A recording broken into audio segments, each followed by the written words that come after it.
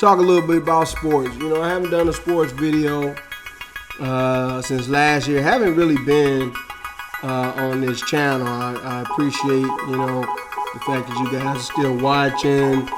It is called the Online Barbershop because, you know, when you go into a barbershop, you talk about everything, you know. You talk about religion, you talk about sports, you talk about politics. So, you know, a lot of people get confused about that on this channel in terms of what it's actually about and everything. It is the Online Barbershop. It is the place where opinions come to meet and clash and collide, and, you know, perhaps you'll learn something in the process, just like at the barbershop. So, but it is NBA draft season. Everybody know I'm an NBA head.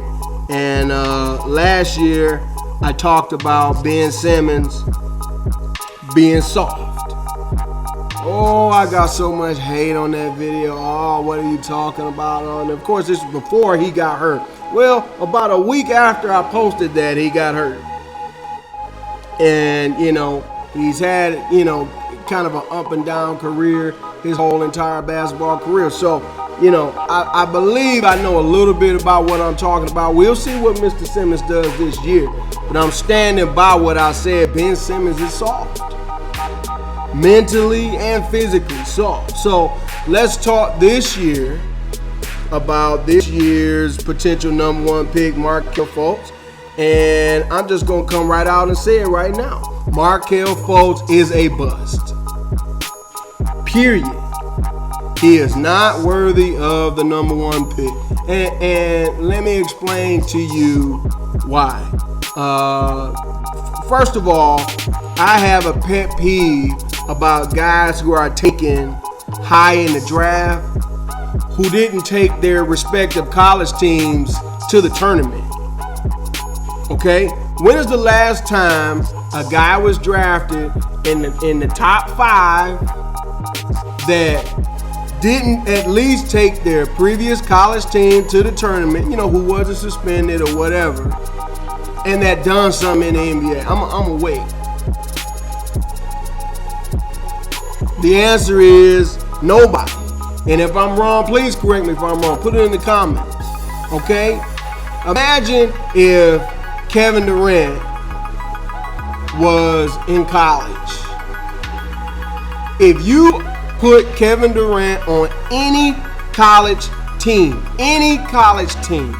Morehouse, Youngstown State, I'm just talking about small school, Santa Claus State, Scooby-Doo State, Kevin Durant is going to take that team at minimum to the tournament. I could say the same thing about Steph Curry. We're not going to even talk about LeBron. Of course, LeBron would do it.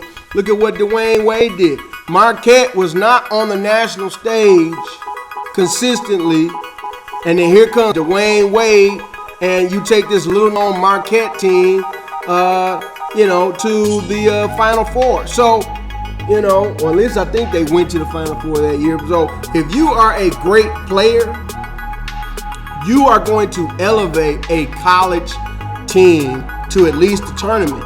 Ben Simmons did not take his team to a tournament. Markelle Fultz did not take his team to the tournament. So that's strike number 1 in my book. All right. Strike number 2 is Markelle Fultz he's not a freak.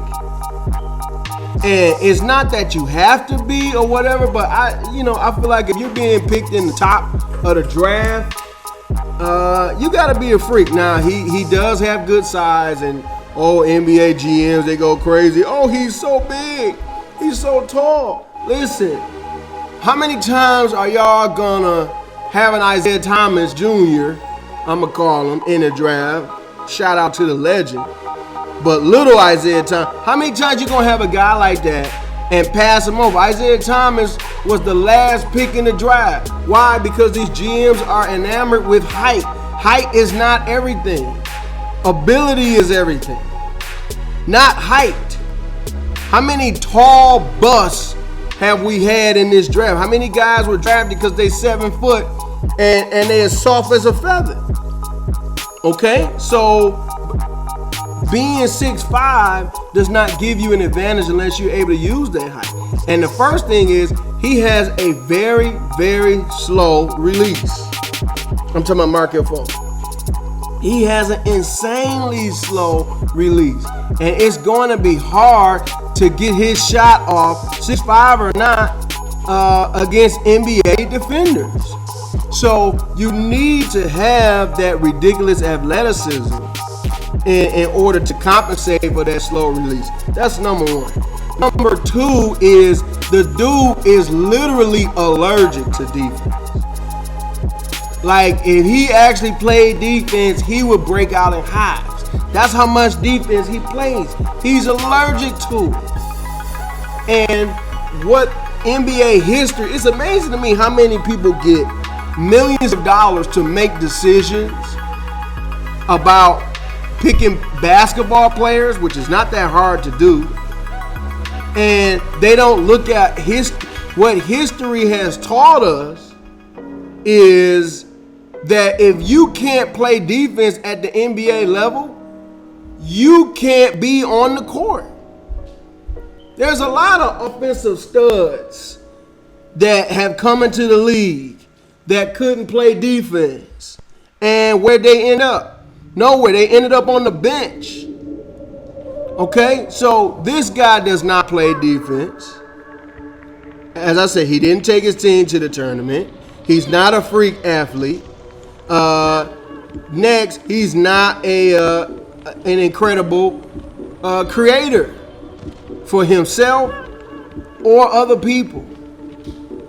So what does he do that's special that allows him to be the number one pick, not just in the NBA draft, but in this draft in particular? This draft is deep, and it's deep at point guard. So why does this guy get to be the number one pick? What skill set makes him special? And please don't talk to me about the P word. I don't want to hear about the P word. NBA GMs and scouts, they love the P word. What word am I talking about? Potential. Oh, he's got potential. I believe he's gonna potential. Listen, man. If you are a bad team, which if you're picking at the top, unless you're the Celtics, you're a bad team. You need a guy that can help you now. When other top picks have come in the league that's been special, guess what? You didn't have to wait on them that long. The only guy that I can think about that really dominated that you had to wait on was Kobe. And that's because he was straight out of high school. He was a guard. He was in LA. That was a pretty good team already. But also, Kobe was not the number one pick, or the number 2, or the number 5. So he was properly picked based on him being a high school player and what he did in high school. But when LeBron came in the league, there was no waiting. When Dwayne Wade came in the league, there was no waiting. When Kareem Abdul-Jabbar came in the league, when Oscar Robertson came in the league, yeah, I'm going back, there was no waiting. When you good, you just good. It don't take long. There's a saying in baseball that, the good ones start fast. The same could be applied to NBA.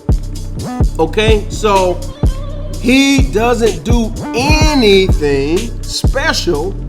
And since the NBA is a place where specialists come to play basketball, either you a deadly shooter or you a deadly creator, or you an incredible defender, or something like that, you have to have a specialist, a specialty to make it in this league. And Markelle Fultz doesn't do any one thing special, period. I can tell you what Lonzo Ball does special.